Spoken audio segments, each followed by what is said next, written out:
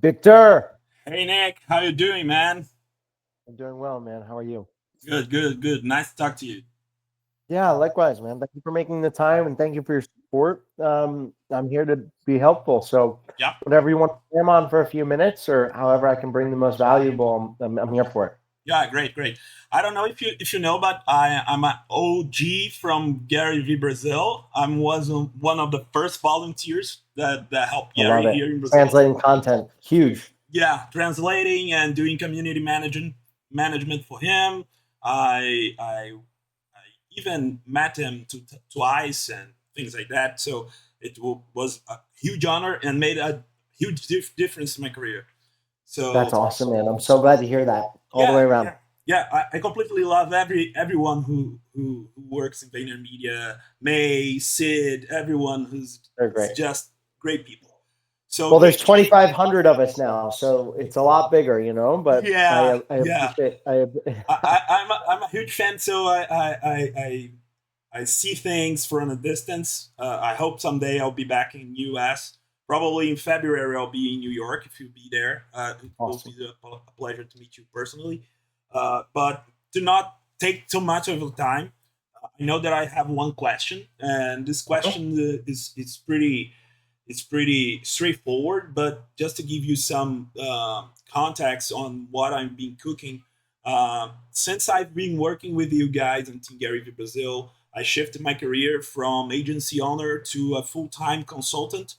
But I help um, not only Brazilian companies but also companies from abroad to make this international positioning. So if Hmm. US companies want to come to Brazil, I help them to positioning in marketing using digital Cool. techniques. And if Brazilian companies want to go to US and explore new ventures, I help them to Love do it. it as well.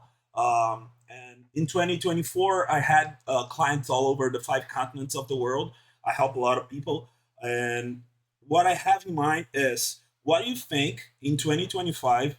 What would be the main trend, or maybe the most significant technique or strategy on social, on digital, that might make a difference worldwide, like for not only for US market or Brazilian market, something that could be like cultural relevant for every country.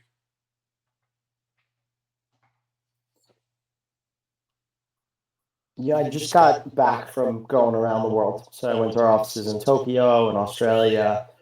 I went to our offices in Malaysia and Singapore. I was at our office in London Yeah. and then, of course, New York.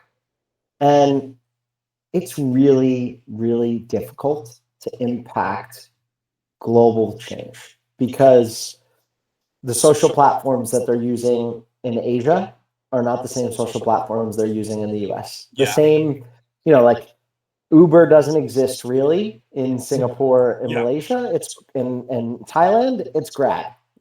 So I think sometimes it's hard to pinpoint maybe the trend or the cultural thing that'll happen that will really affect global change.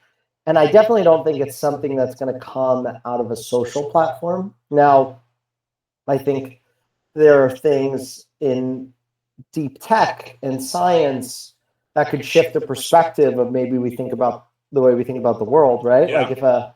if an alien aircraft was to land tomorrow in Rio de Janeiro, Yeah. like the whole world would maybe wake up the next day thinking a little bit differently. For sure. So, very, very long winded way of saying, I don't necessarily think that there's one thing that's going to happen on social or a trend that's going to happen that's going to impact global change, with probably the exception of what I just outlined. Yeah. But I definitely do think that trend spotting, I'll give you like a weird example. So in the US, tequila is like the largest consumed liquor category by Yeah. like a crazy amount. I know that even some celebrities have their own tequila brands, like The Rock and others. Correct. Yeah. But you go to a lot of other areas of the world, and it's like not even in the top three. Yeah. And you're like, how is the largest, one of the larger countries, especially for alcohol consumption, um, not influencing globally the way people consume liquor. Yeah, It's just yeah. like it's just really not how it works, right? And I Yeah. think sometimes you just got to take that insight and just say, okay, what tequila means to the U.S. is what gin means to Australia, is what whiskey means to Japan, you Yeah. know, and then there's nuances within that where you can kind of build kind of cultural trends and thinking about ways of Yeah. communicating, so on and so forth. So I don't know if I answered your question, but Yeah, it yeah, was a tough yeah. one. You pretty much answered because I made some connections with what Gary says a lot about cultural hacking. So you need to Yeah. understand deeply like the context of where you are playing to make something that's actually relevant for those people. Yeah, I think like in your world, like I would think about the synergy between like where are the cultural overlaps between Brazil and the US that are upcoming. Like obviously World Cup is coming up in the next few years. Like that's Yeah. gonna be a massive one.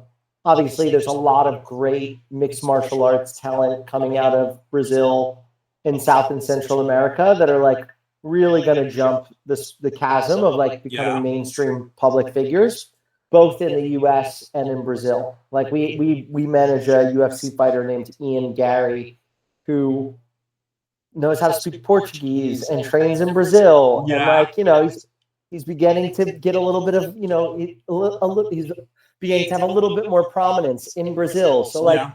I would look at some of those cultural overlaps. Sport is always a great unifier. Film, Yeah. television, movies are Music. always a great unifier. Yeah, I'm a jiu-jitsu guy. I have my Nice. gi brand, I love and it. I know that since Brazilian jiu-jitsu came to America, the sport just blew out, and I know some fighters like Gordon Ryan and Nick Rod. They Yeah. are huge, and they are using a lot of social, and I see that and how the overlapping of the cultural relevance is making them like playing like a new space on the game.